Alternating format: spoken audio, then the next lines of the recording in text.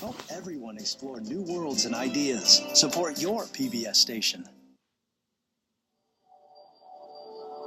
Hidden in the hills of Northern California, a few miles south of San Francisco, lies Woodside, one of the wealthiest towns in the United States. It is home to a host of celebrities, including a western lowland gorilla named Koko, whose life challenges what it is that makes humans unique.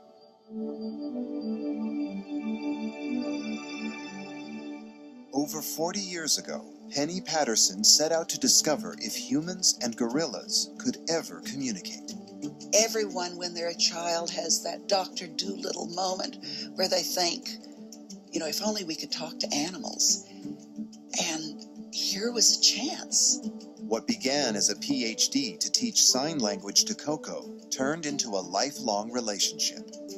It seemed like Penny was in love with Koko in the way in which a mother might be in love with a daughter. News about Koko made headlines across the world. Koko, who's a particularly intelligent gorilla, Koko is the subject of the longest ongoing ape language. But throughout their time together, Penny has had to fight to keep Koko. The reality that it really would end just didn't enter our minds. Now, nearly half a century since the project began, the line between humans and apes is being redrawn. A court in Argentina has ruled that an orangutan can be granted some of the legal rights enjoyed by humans.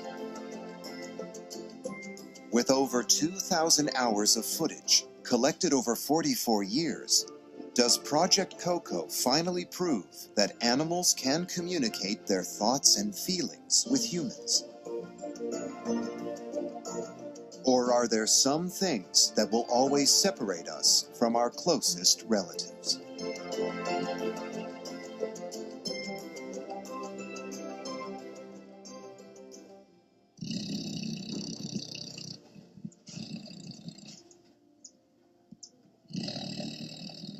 Project Koko is the longest-running animal language study in history. Now that you have your kitties with you, how are your emotions right now? Koko has emotions. And even now, Koko spends almost every day with Penny and Ron Cohn, who has filmed them both since the project began.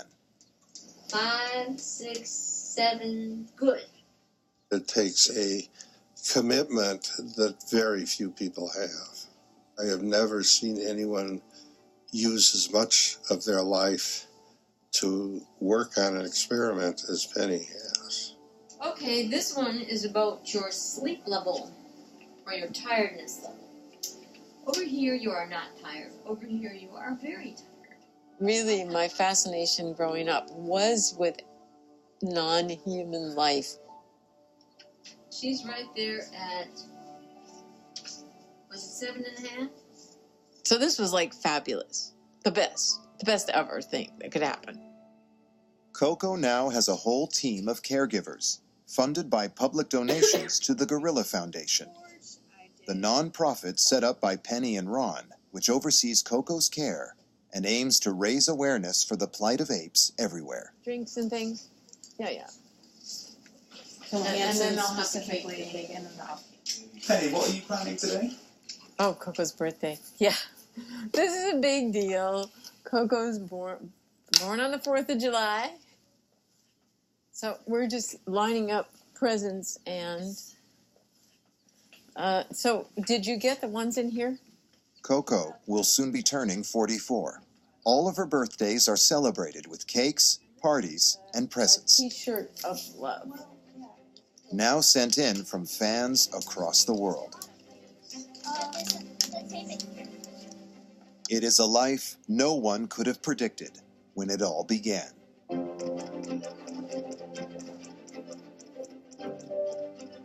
Rhoda, good girl.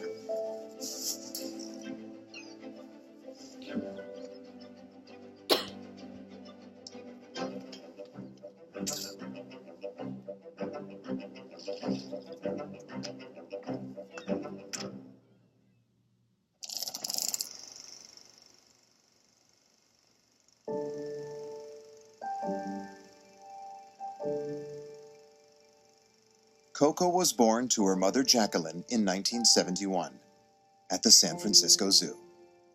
She's accepted the child and she's proceeding to raise it. The gorilla population is declining, and I think we're sort of becoming a Noah's Ark. When Koko was born, Penny and Ron, already a budding photographer, were both students nearby at Stanford University. I was a graduate student, and we met at one of Penny's friends' parties or something, and I got her phone number. She was definitely the most beautiful woman I'd ever seen. I'm sure you won't put that in, but she was. Penny was a 24-year-old studying psychology at Stanford when the field of animal communication was going through a revolution. Do this, Vicky. Another sound resembles the letter K. Vicky, sit up, girl. Come on. Earlier attempts had tried to teach spoken language, for instance, and they can't generate the sounds. They don't have control of the lips and tongue the way we do. And somebody had the wit to teach sign language, to his chimp, Washoe. In the 60s, Washoe was raised like a child by husband and wife Alan and Beatrix Gardner. They claimed she could use 350 signs to communicate. I had attended a lecture by the Gardners at Stanford and was really interested in that research. I just felt, this is it. This is what I need to do. For her PhD, Penny had been visiting the San Francisco Zoo, searching for an ape she could teach to sign. We met with the director and asked if we could work with the gorillas. We went to see the family, zoo family, and Koko was in Mom's arms, and she had a sibling who was kind of running around. Penny asked if she could work with Koko.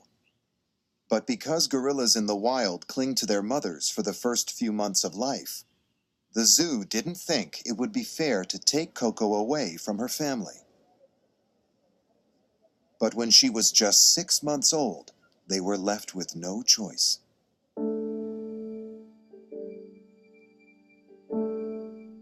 She was rescued one day from death and taken to the medical center for treatment. She had been strapped down so they could keep an IV in place and basically save her life. She contracted Shigella, which is a serious intestinal parasite. The brother to Koko, Moja, died from it. Koko was in intensive care and she got through it. The zoo couldn't return Koko to her mother as they feared the group would treat her as an outsider. So she was hand-reared for the next 6 months in the zoo's nursery. When I came back to the zoo, the keeper recognized me and said, "Do you want to see Koko?" And I said, "Of course I do." And she's in the children's zoo, and he took me to see her.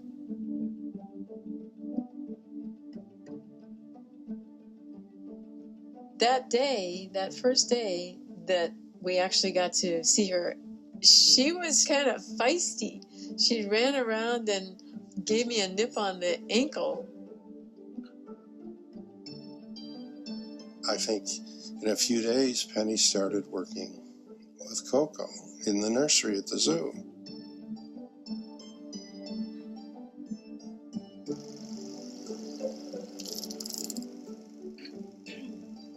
As soon as Penny started teaching sign language to Koko, Ron began to film to document their progress. I decided that it would be good to focus on 3 signs: eat, drink, and more. Those would come up a lot during keeping Koko going during the day. Penny molded Koko's hands into signs, hoping she would start to use them independently. It happened pretty fast. I guess I was thinking it would take a lot longer or something. In their first year and a half together, Koko picked up around one new sign each month. Penny made little Koko work, but Koko was pretty smart. It was like there really was something sort of miraculous happening. Not quite like stepping on the moon for the first time, but it was that sort of feeling that some sort of bridge had been crossed. Someone really was communicating with an animal, and that animal was communicating back. Within just a few months, Penny had noted Koko combining signs to express herself and ask for things. I think Koko loved it, a person that was there with her for so many hours at a time.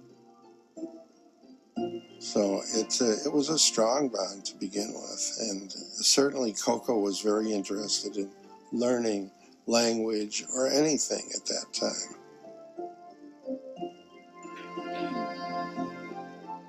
I think spending the time together with Koko being a baby, that they bonded the way a mother and a child would bond.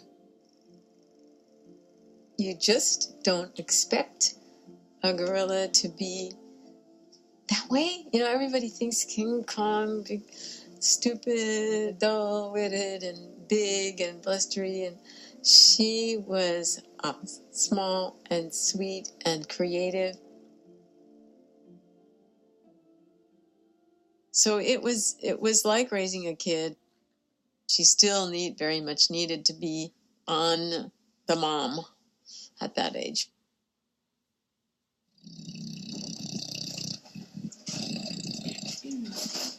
Over 40 years later, Koko still spends most of her time in the same mobile home she lived in at the zoo.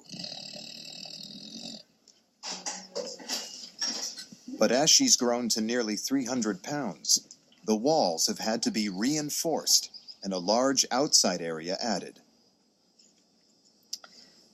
So that's how we're going to handle lunch again today. Whereas wild gorillas will spend around 14 hours each day foraging and feeding, After 3 is too late, then we'll do greens for that instead. Koko's meals are cooked by her caregivers, who also give her vitamins, put on her favorite DVDs, and even wrap her birthday presents.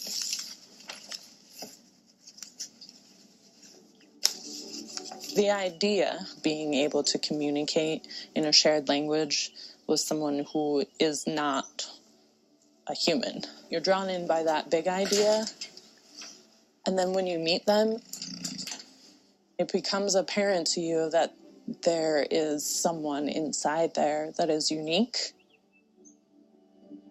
I don't think you can walk away when you realize that. Penny now lives just a few miles from Koko, so she can spend almost every day with her. At the beginning, before I started, I outlined this project and proposed it to the zoo, and they said, "You're not going to leave after like 3 weeks, like everybody else, are you?" And I said, "Oh no, I'll be here at least 4 years." Okay. While Penny drives in, Ron lives on site, and they both go in with Koko most afternoons.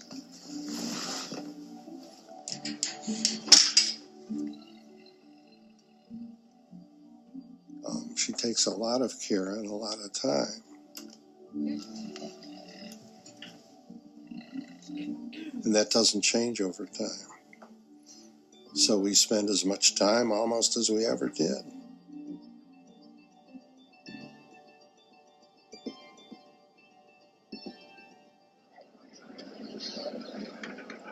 Koko had picked up 80 signs in her first 2 years at the zoo, but distractions from the public were making it difficult to progress further. So Penny asked if she could take Koko with her to Stanford University. We got the zoo to loan Koko to us. So in 1974, we moved her down to Stanford.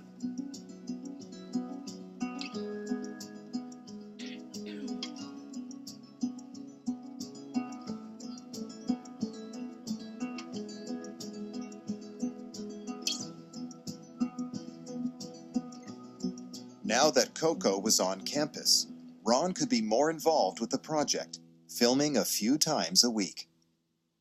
And Penny was with Koko every day. Away from the zoo, Koko's vocabulary increased dramatically. People tend to learn language at an exponential rate. Hers was slightly different, but she learned fast. I mean, she didn't forget things.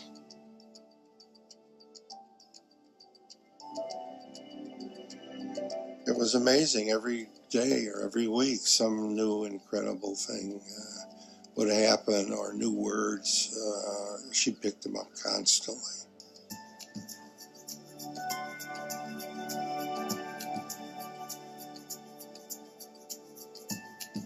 When I first met Koko, I was introduced as a friend, which is a sign made like that. And she saw me, took a really hard look at me, and then signed, "Please, friend, open, hurry." And I was stunned by this.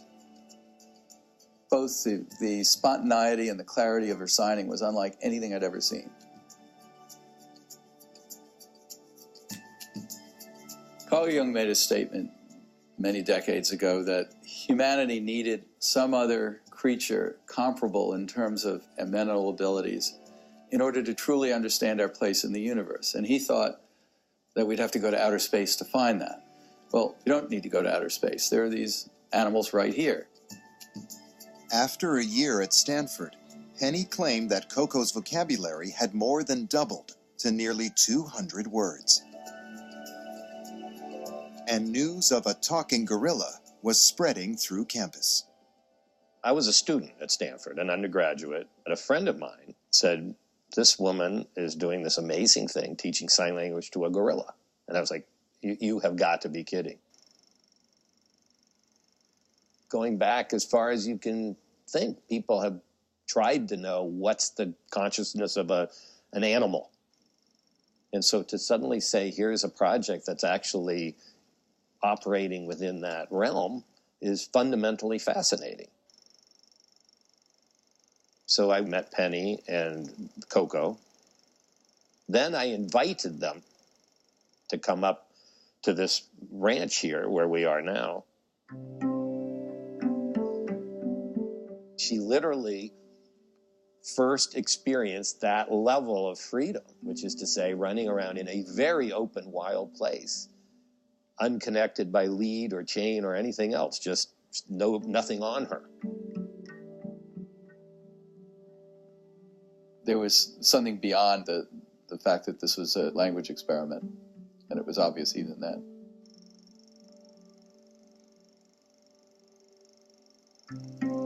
It seemed like, Penny was in love with Koko in the way in which a mother might be in love with a daughter, except your daughter has the strength of 10 men. So here's Koko's morning update from Anne. She's having a good morning. She woke up at 9 a.m. She was already moving. Now, when they aren't together, Penny receives regular updates on Koko from her caregivers. Sophia was successful with breakfast. She took 26 ounces of fluid.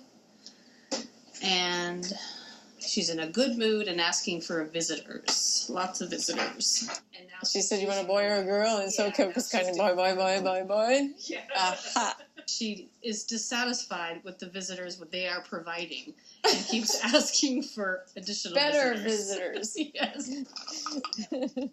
She's a mother in every form of the word. I mean, that is her girl. And she's going to make sure that everything that she can possibly do for her is done. Figure out where Koko is. Oh, there's she. We have a 24-hour camera on Koko. Penny uses that whenever she is not at the research office. She's basically always monitoring and checking in on Koko. When I first started working here, that was what hit me the hardest is when I'm with Penny here, working here, that's Penny's work time. And when she hits the research office and goes in with Koko, that's her family time. That's her downtime. That's not work anymore. That's hanging out with her daughter, hanging out with Ron. That's the unit. Oh, you're figuring out something. Hey, can you do something new? Ron still films whenever Penny is in with Koko. Aha, that's new. It's a tickle stick. Good. They became a family. I mean, Koko, Ron, and Penny are, in every sense of the word, a family. Oh, thank you, darling. Ooh, this is good. I like it. Koko relied on them as much as they needed her. And to break that up would have been devastating for not only Penny, but for Koko. Penny's project had become something far more than a PhD.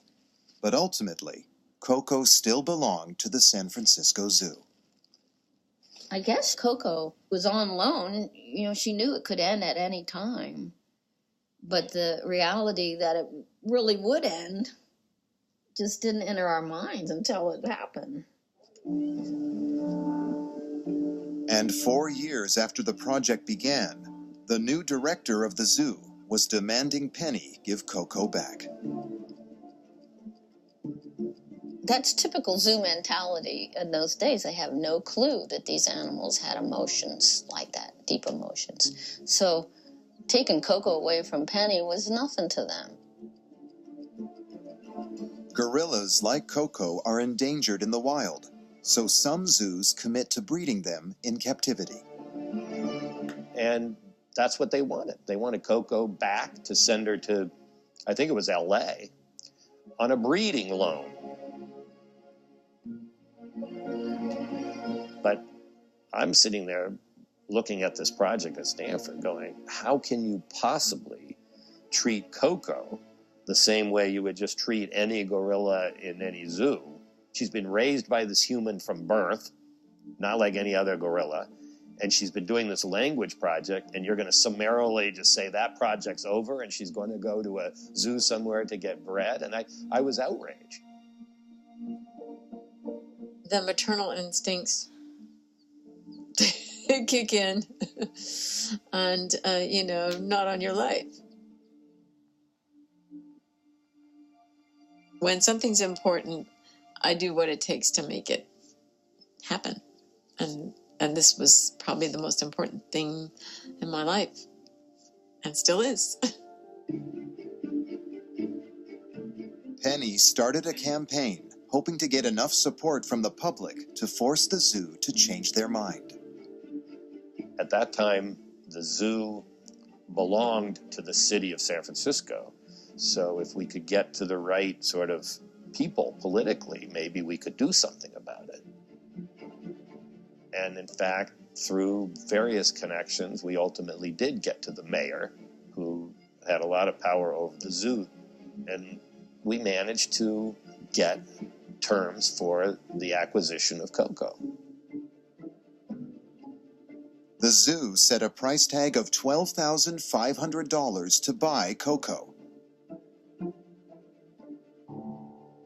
But they would only let her go if Penny and Ron could find a male as a potential future mate.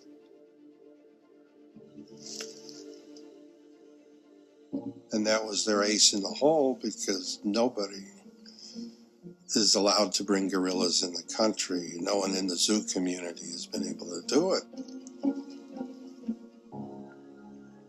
The 1973 Endangered Species Act set out to protect animals in their native habitat, preventing the import and export of animals such as gorillas. But those in captivity before 1973 could still be moved.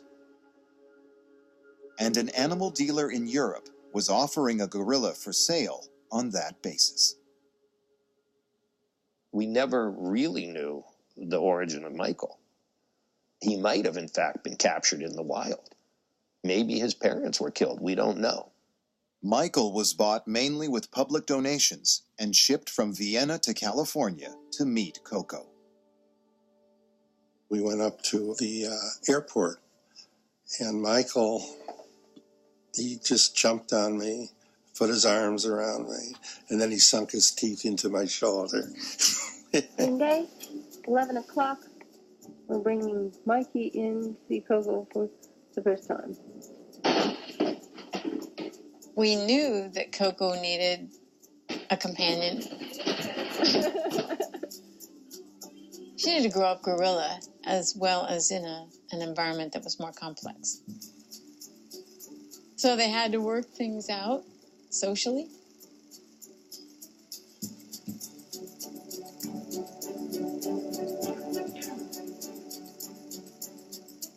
Michael had kind of a harsh beginning, but he was adorable. He was just really one of the cutest little gorillas I'd ever seen.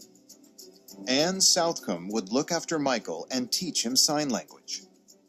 And when he was old enough, they hoped he and Koko would mate. When I first would ride on my bike, I had a platform, and he would just sit and hold on to my shoulders.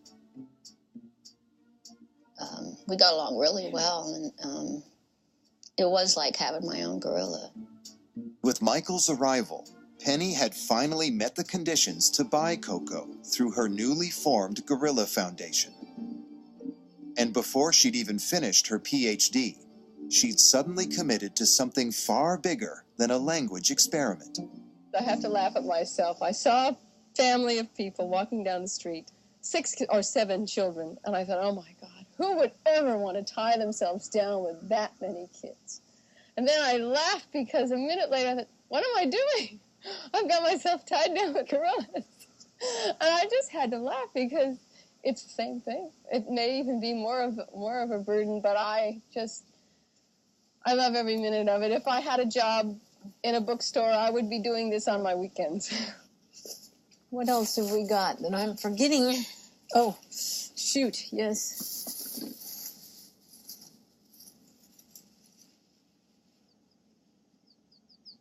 It was like raising kids. I mean, I'd done enough of that with my younger siblings.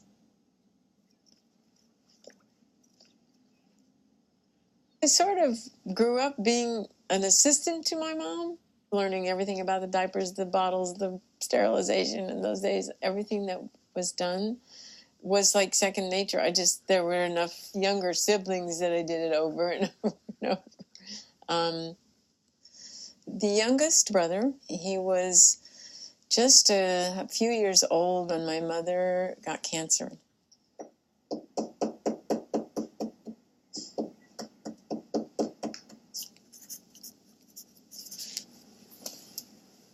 I came home and helped take care of her. She passed away when I was a freshman in college. Did you ever want children, Penny? You know, I sort of did, but then I thought about it.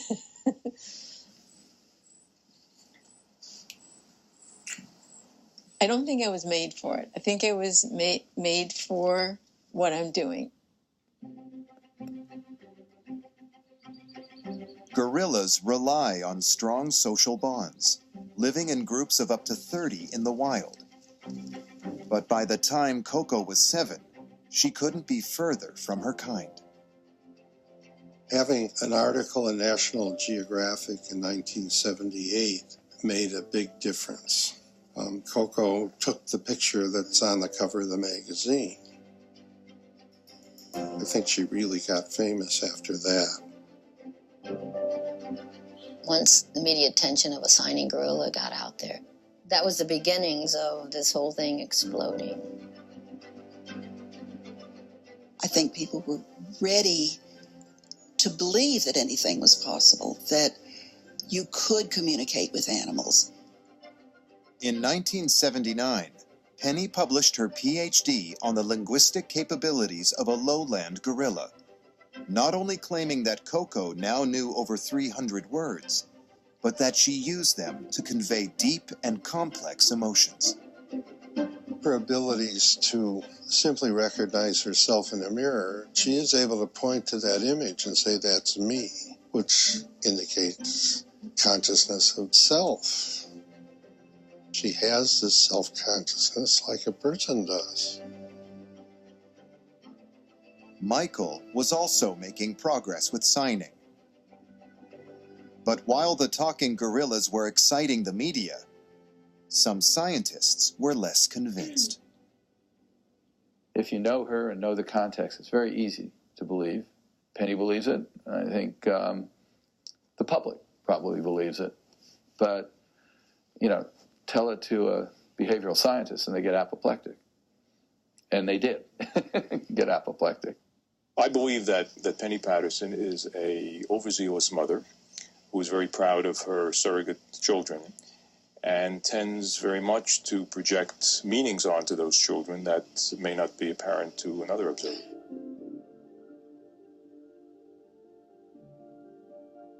Herb Terrace became the voice of the critics of the experiments.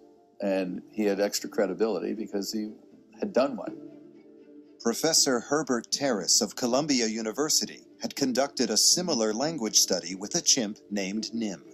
During the first 3 years of the project, I was convinced that Nim used sign language. In fact, I wrote an article for Science. It was called, "Can a Chimpanzee Create a Sentence?" And the implication was yes. One day I visited the laboratory and I was watching a videotape that I'd seen many times. And that was the first time I saw how the teacher prompted whatever Nim was signing.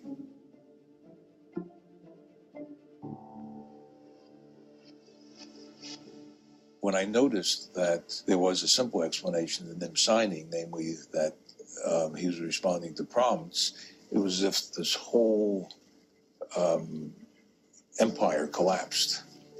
And that was it. That's the nature of science. You call it as you see it. Herb went on to criticize Project Koko, arguing Koko was just imitating Penny to get rewards. He wasn't at the periphery. He wasn't a young graduate student. He was a well-established scientist. And so many people took that as definitive. From the very beginning of these experiments, there was a yawning gap between what you could see, what these animals were doing, and what you might believe with your animal, and what you could prove these animals were doing.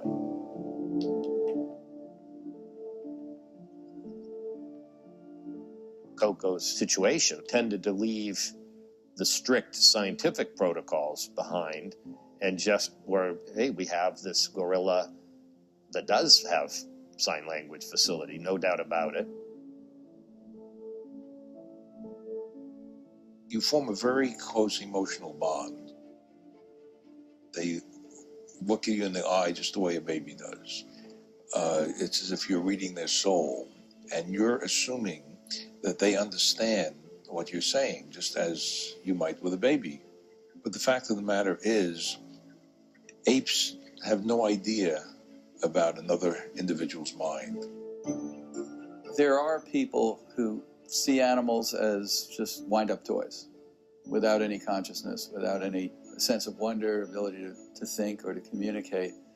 And to me, that's a very boring world. There's no question Penny Patterson has a very powerful relationship with Koko. Whether it's the kind that's going to produce language, that's an entirely different question. After Herb's findings, parts of the scientific community were turning their backs on ape language experiments.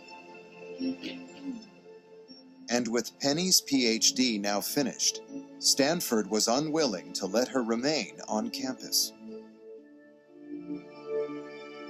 The era of the ape language experiments appeared to be coming to an end. I think it just became harder for people to get funding to do things. You're competing for scarce resources. It's not going to make it easier if one of the eminences of the fields basically said this is nonsense and not worth pursuing. So basically, you had two types of scientists. There were those who would essentially abandon their apes to maintain their ties to the scientific community. And there were those who abandoned their ties to the scientific community to maintain their ties to the apes. And Penny falls into that latter group. Penny moved her gorillas to a new home in Woodside, where she has carried on with Project Koko ever since, convinced there is more to an ape's mind than Herb Terrace claimed. I did actually look at the NIM original tapes. He was signing, but there wasn't one figure for NIM. There were 25 maybe that came and went. It's so difficult because it's based on relationships. It's not just based on, open the cage, new person, feed, ask question. They want to talk with someone they like.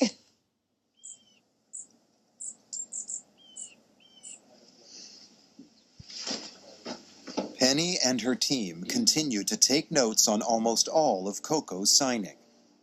And as always, Ron films for their record.